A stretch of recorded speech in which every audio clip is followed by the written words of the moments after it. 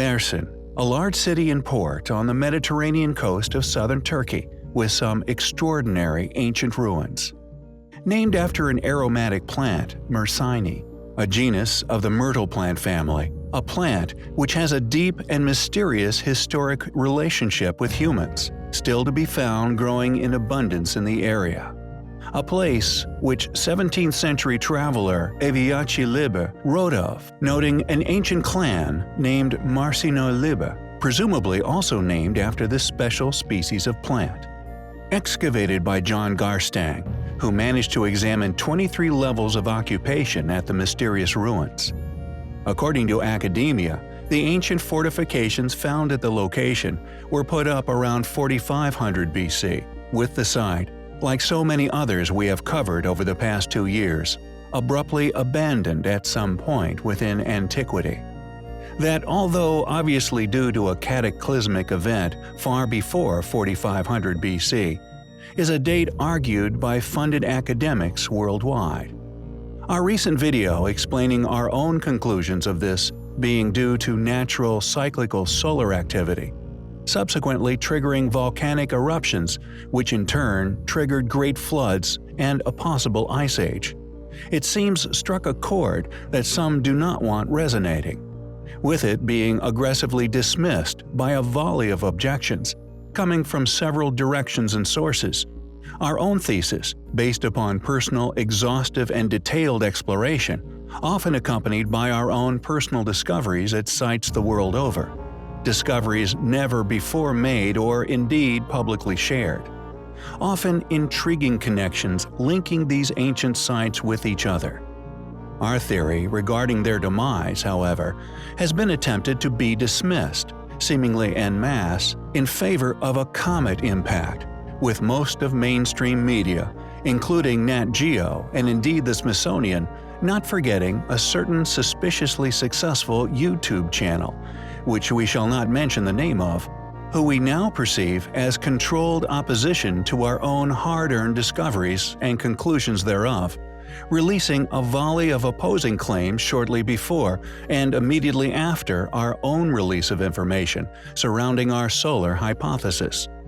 This released within our video concerning Atlantis being that of the pre-Diluvian world, rather than a single continent, with these mainstream entities pushing an opposing theory in unison, relating to a conveniently timed discovery of a comet impact crater in Greenland. Additionally, we also believe we have unraveled, after some contemplation, their motivations for attempting to conceal solar activity as being the original causation. Yet, we will leave it up to you to decide why these ancient sites worldwide were seemingly all abandoned.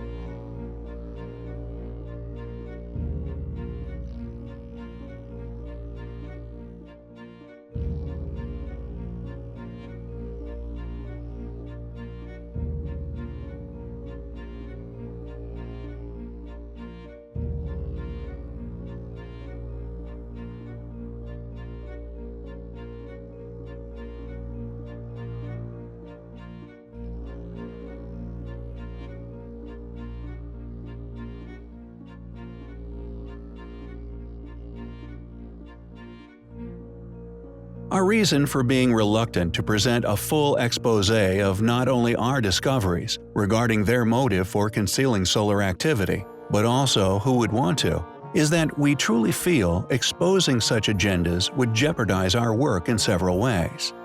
We may digress, however, if we continue our work along the same path. The astute among you may come to realize such motivations on your own. The focus of this video, however, is not solely regarding the recent attack we witnessed upon our work, regardless of the mountain of evidence we have surrounding solar activity. It does not regard the Neolith's worship of the sun, a culture we have long postulated were a surviving fragment of this once highly advanced civilization, or rather, what we now perceive was an obsession with the observation of the sun due to fearful memories, rather than that of worship, but rather the uncanny, advanced, as yet unexplainable architecture, which can be found dotting Mersin and indeed the world.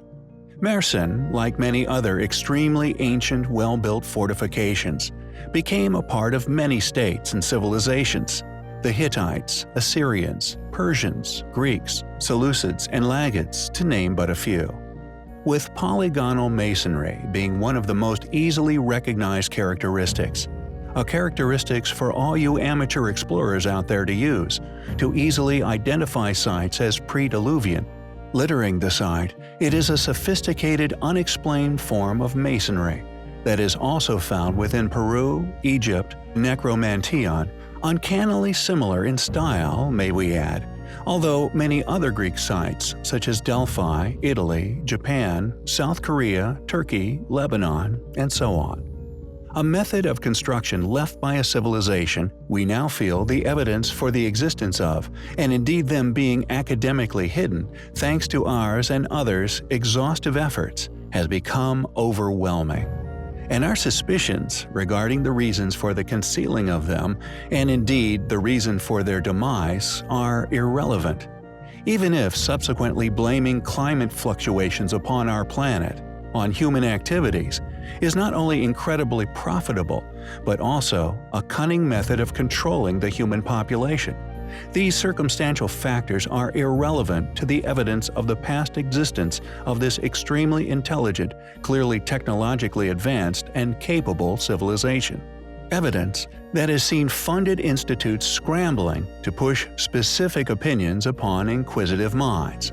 Regardless of whether we now realize the motivation behind the attack on our channel, undoubtedly being due to the fact that we are certainly onto something, regardless of Poseidon's trident, the undeniable links of this symbolic weaponry with modern-day destroyers, whether physical nuclear threats or spiritual depictive clues, indicators of specific human capabilities, not placed out of mockery, but a nod to those in the know, that if you watch our previous video carefully, will realize strongly supports our theory regarding the Atlanteans, Plato's clue, and academia's awareness yet concealment of such realities. These modern factors are irrelevant to our mission of unraveling the past. However, the fact that it seems that we must now tread carefully regarding the truth of ancient Earth, we do not find concerning, for indeed, we have long expected this reaction, a consequence we predicted would occur once we started to get close to a truth hidden by profiteering. Rather, we find it all to be highly compelling.